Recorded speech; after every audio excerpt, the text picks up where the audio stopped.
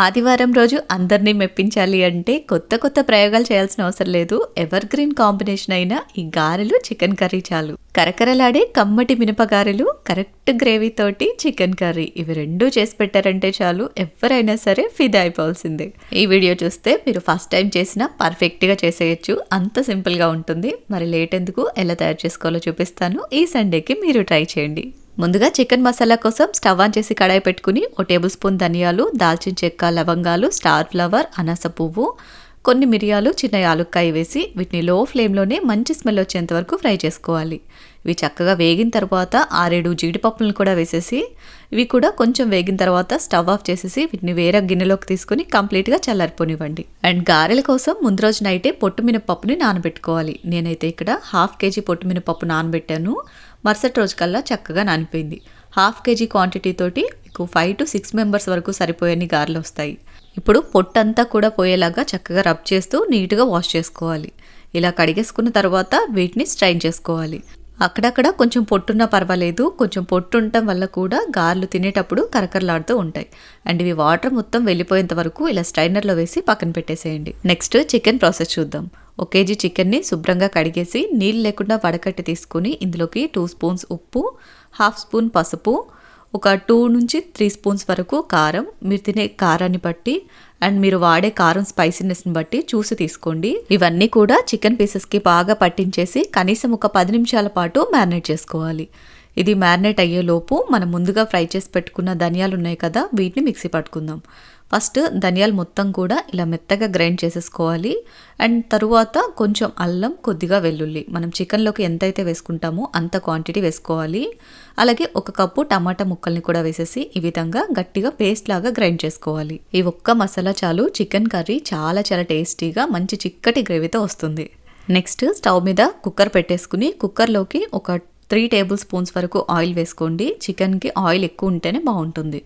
And తరువాత 1 cup సన్నగా cut చేసిన ఉల్లిపాయ ముక్కలు, 3 పచ్చిమిరపకాయల్ని ఇలా పొడవుగా చీల్చి వేసుకుని వీటిని కొంచెం వేగనివ్వాలి. ఇలా వేగిన తర్వాత మనం ముందుగా ప్రిపేర్ చేసి పెట్టుకున్న మసాలా ముద్ద కూడా వేసేసుకుని ఆయిల్ సపరేట్ అయ్యేంత వరకు కూడా ఫ్రై చేసుకోవాలి. మసాలా ముద్ద పచ్చివాసన లేకుండా ఇలా పైన ఆయిల్ తేలుతూ ఉంటుంది. ఇలా వేగిన తర్వాత మనం ముందుగా మ్యారినేట్ చేసి పెట్టుకున్న చికెన్ ఇందులోకి వేసేసుకుని చికెన్ని కూడా ఈ మసాలాలో కనీసం 3-4 నిమిషాల పాటు ఫ్రై చేసుకోవాలి. అప్పుడే ఈ మసాలా ఫ్లేవర్స్ అన్నీ కూడా చికెన్కి చక్కగా పట్టుకుంటాయి. తర్వాత ఇందులోకి ముక్కలు మునిగేంత వరకు ఒక 1/2 లీటర్ నుంచి 3/4 లీటర్ వరకు నీళ్లు వేసేసి చక్కగా అంతా కూడా మిక్స్ చేసేసుకుని ఒకసారి ఉప్పు చెక్ చేసుకోండి. ఉప్పు మనం రైస్లోకి కలుపుకుంటున్నట్లయితే కొంచెం ఎక్కువ ఉండాలి. ఇలా గారెలు లాంటి వాటిలోకి అయితే కొంచెం తక్కువ ఉండాలి. చూసి అడ్జస్ట్ చేసుకోండి.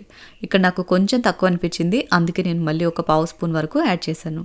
అలాగే కొద్దిగా కసూరి మెతి కూడా వేసేసి చక్కగా అంతా మిక్స్ చేసి మూత పెట్టేసి జస్ట్ ఒక 3 విజిల్స్ రానివ్వండి, సరిపోతుంది. చికెన్ కొంచెం త్వరగానే ఉడికిపోతుంది. మీరు యూజ్ చేసే కుక్కర్ని బట్టి 3 నుంచి 4 విజిల్స్ వచ్చేంత వరకు చూసి ఉడికించుకోవాలి. తర్వాత వడకట్టి పెట్టుకున్న మినపప్పుని కొద్దిగా మిక్సీ జార్లో వేసుకుంటూ పల్స్ మోడ్లో కొంచెం కోర్స్గా ఉండేట్టు గ్రైండ్ చేసుకోవాలి. మరీ మెత్తగా కాకుండా అక్కడక్కడ పప్పులుగా ఉంటేనే గారెలు క్రిస్పీగా వస్తాయి. అండ్ ఇందులోకి వాటర్ అస్సలు యాడ్ చేయకూడదు. ఈ విధంగా గట్టిగా ఉంటేనే గారెలు నూనె పీల్చకుండా క్రిస్పీగా వస్తాయి.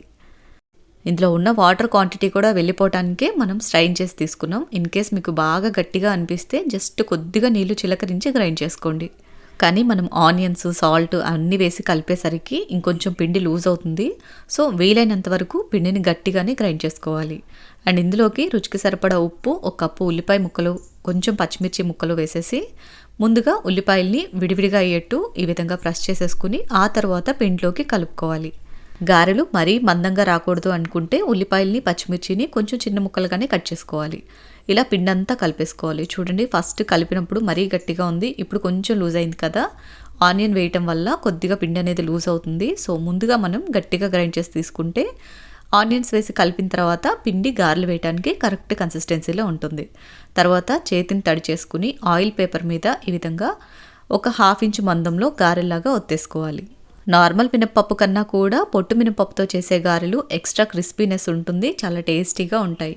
ఇలా ప్రిపేర్ చేసుకున్న గారెలన్నీ కూడా బాగా వేడిగా ఉన్న నూనెలో 1 by 1 వేసేసుకోవాలి. గారెలు ఒకదానికొకటి అంటుకోకుండా విడివిడిగా వేసుకోండి.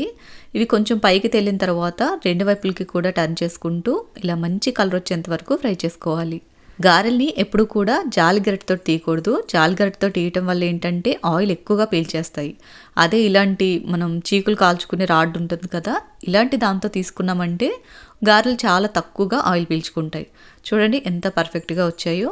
ఇదే విధంగా మిగతా గారెలన్నీ కూడా ప్రిపేర్ చేసుకోవాలి. అండ్ ఈలోపే మనకి చికెన్ కూడా పర్ఫెక్ట్గా ఉడికిపోయి ఉంటుంది. దించే ముందు కొద్దిగా కొత్తిమీర వేసి కలిపేసుకోండి. చాలా చాలా బాగుంటుంది.